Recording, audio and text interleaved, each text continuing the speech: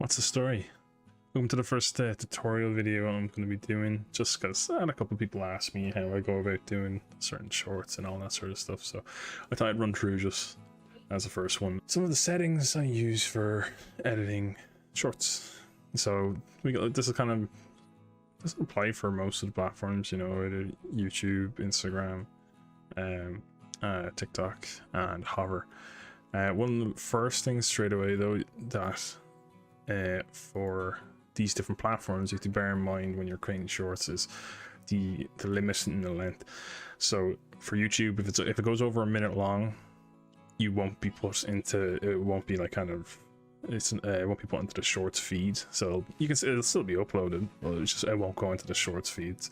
But for like the likes of TikTok is like 3 minutes. I'm not sure if there's a limit on Hover, but Instagram is a minute and a half. So usually if you're making content, you're trying to upload it onto all 3 of these or 4 of these platforms, then you want to be looking out for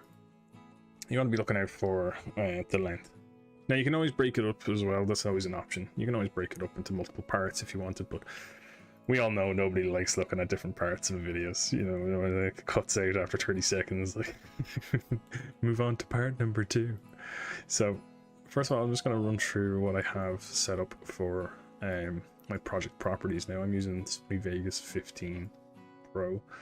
Only real reason is because it was in a Humble bundle once and I got a once-off bought, so I don't have to pay subscription for it. But you know, whether you're using DaVinci or whether After Effects is the other one, I think it is, whichever ones you're using, you know, you'll have a project property section. So first of all, you obviously want your opposite to what's normal, so you want your 1080 width and 1920 height.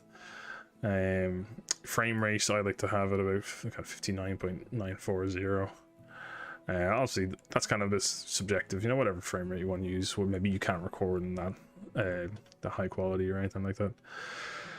Full resolution render quality is good. Motion blur type is Gaussian, and the interlace method is blend fields. Resample mode is smart resample. You can select the section for your pre-rendered files. I don't worry about that too much. Honestly though, if you pause this and kind of upload these settings, audio not too bad, or nothing to really concerned about there. Ruler, summary audio, no. So that's pretty much it for project settings for TikTok. Now for actually setting up, oh sorry, I didn't actually select that. Now for actually setting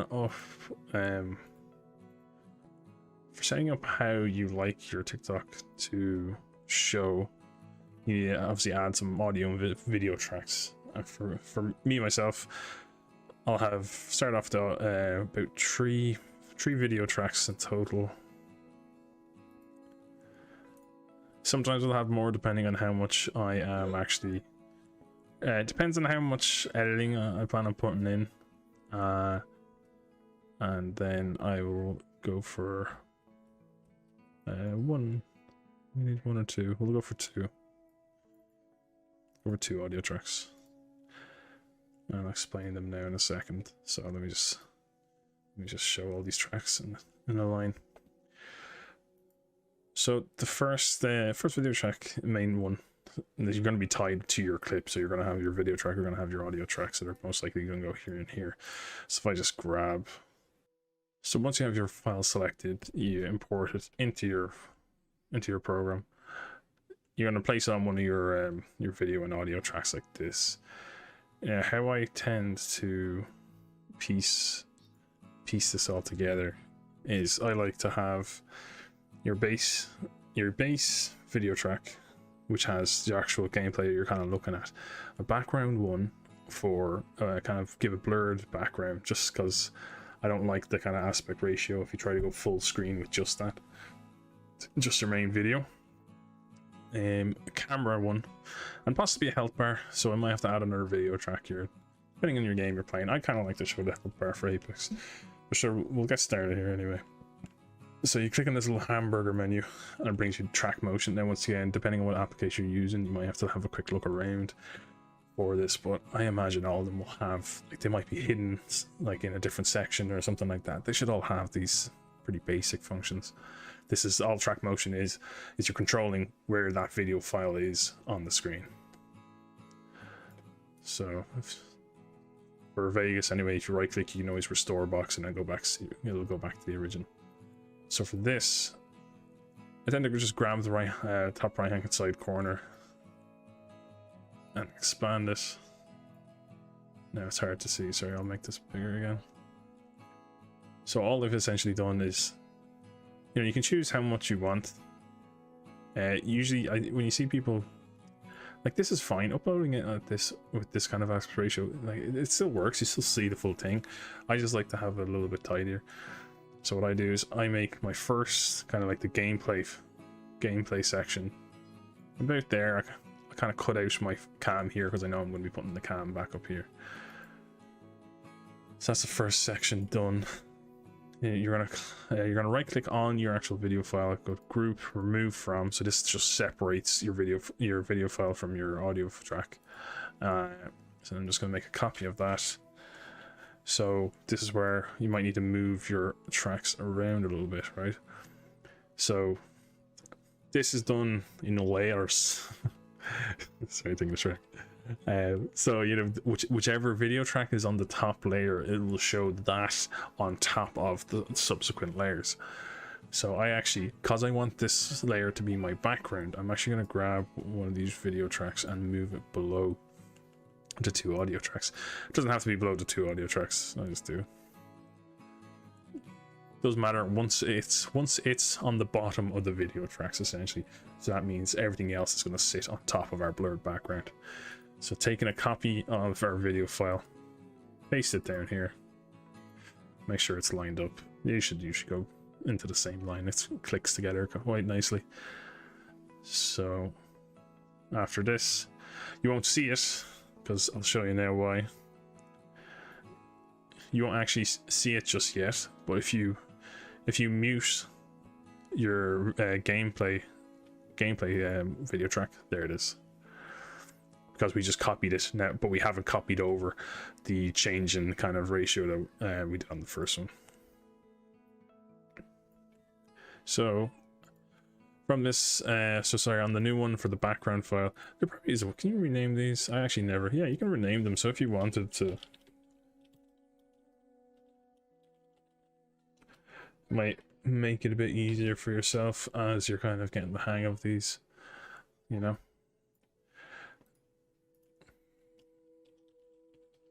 I just instinctively at this point, like, I know where I like to have them. So now this is in my background, this is my background layer. So I'm gonna go to the little hamburger menu, track motion once again. It brings us up this little kind of graph menu. Gonna grab right hand corner and just drag it. And you see it now, it's starting to appear behind our gameplay layer. So I just kind of fill it out like that. Simple as. So then you can either right click, you can go to video event VFX, or, oh sorry, let's remove my cursor. You can click on the little VFX button down here. It'll bring up a list of all possible, you might have more installed, or depending if you're getting third-party ones or anything like that, but gives you a list of all the effects you can apply to in some of your video tracks. So what you want to look for is, well, for me it's Gaussian blur. Have a look once it has some sort of blur. Once it's not like a radial blur, you should be fine. See, now you see it's nice, the background for a video has a nice blur to it. It's just mirroring what's already there, but it kind of just gives it a nice presentation in my opinion. Then you can vary how much you want your horizontal, because obviously horizontal and vertical, so you want them to be the same to make it look like a nice blur. I usually put this at about kind of 0.01. 0.02, you can have that. If you want a bit more, 0.02 and 0.02, something like that, you know. So now, so far with our gameplay track and our background track, I don't mind if this stutters a little bit here. Vegas 15 is always stutters here, but once you actually render it out, it turns out nice. So got those two done. Next, what we want to do is I'm going to take the gameplay layer again. I'm going to copy it. I'm going to paste this in my third video track. We're going to go to the hamburger menu for the new video track. We'll actually name this one. We'll name this one Facecam. We'll go to track motions. So once again, you can see it here. It's a little bit kind of Inception kind of going on, I won't lie. It can be hard to see sometimes. But this little one here, that's our newest track. And once again, you can see, because this is on top of our other video tracks, it's showing up here. You can move it around like all that. So first thing you want to do is the track motion controls where that video file is showed on our video, right? So that's the hamburger menu, that's track motion.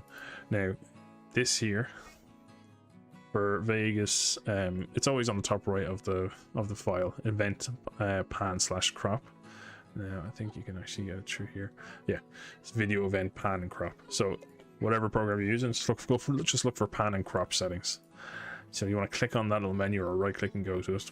It pops up the representation of your video file. Sorry, I probably should have mentioned this a bit earlier, but down on the bottom it shows you your timeline, right? So this is your first keyframe here. It'll automatically generate a keyframe every time you when you open it. And so the first keyframe is telling us that it's showing everything on the video. Now if I was to kind of scroll along this timeline a little bit, drop a keyframe here, then move it a bit. Let's say I wanted to zoom in the gameplay or something like that, even though this is supposed to be the cam file. If I zoom in like mad. Now, between those two keyframes, you can see that what is shown on this video file is going to very slowly, between those 2 points, zoom in until my second keyframe, and then it stays stationary until. If you wanted to do something which was along the lines of a very quick cut, like maybe something funny happened or something along the lines of that, you want to. So this is a second keyframe. You actually want to go to like, if you click on the keyframe, it'll bring you to that exact frame. Hit the left arrow to go back one keyframe, and you want to paste your original location. So if you want the perspective of the file of the video to change really quick, like in an instant, you need to put the frames right on top of each other, like one after the other, essentially. So then it just gives you that little pop motion where it's just where it is. Oh, did I delete my keyframe? What happened there? I might have accidentally deleted it, did I? No, it's still there.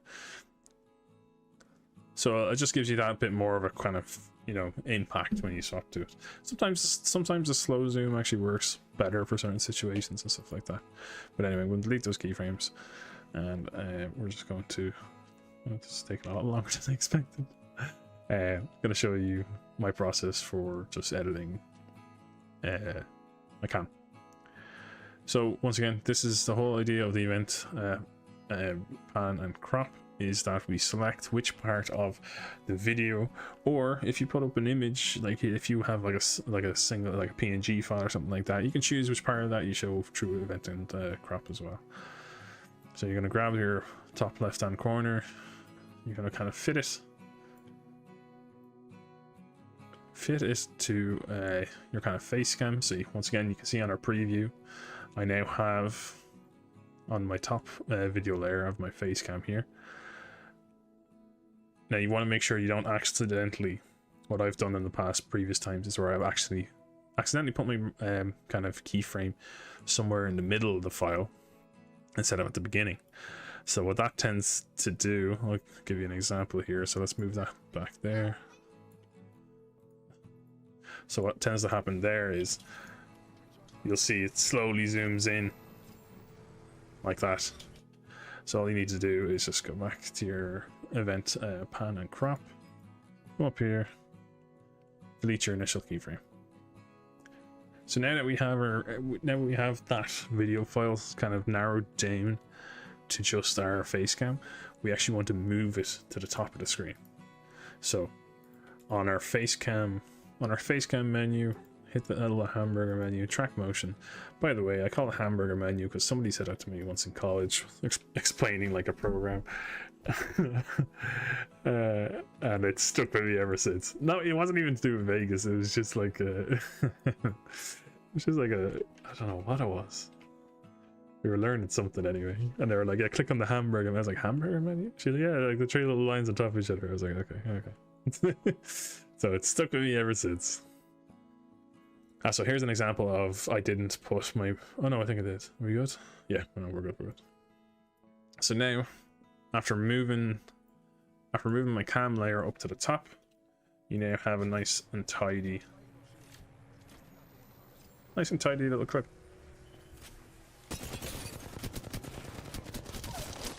Now we have a nice kind of rounded out clip, you know.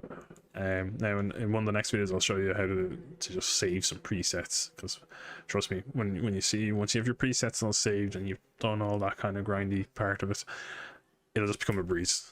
It'll honestly become a breeze. Now, what I meant to say, sorry, the second audio track is actually for if you want to include music.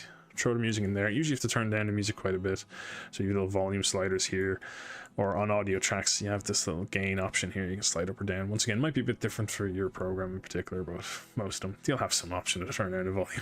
Like, it's a basic fucking thing, so it should be there somewhere. I wouldn't worry about that too much, but volume slider here on the left anyway, so you can chuck some music in and all that sort of stuff.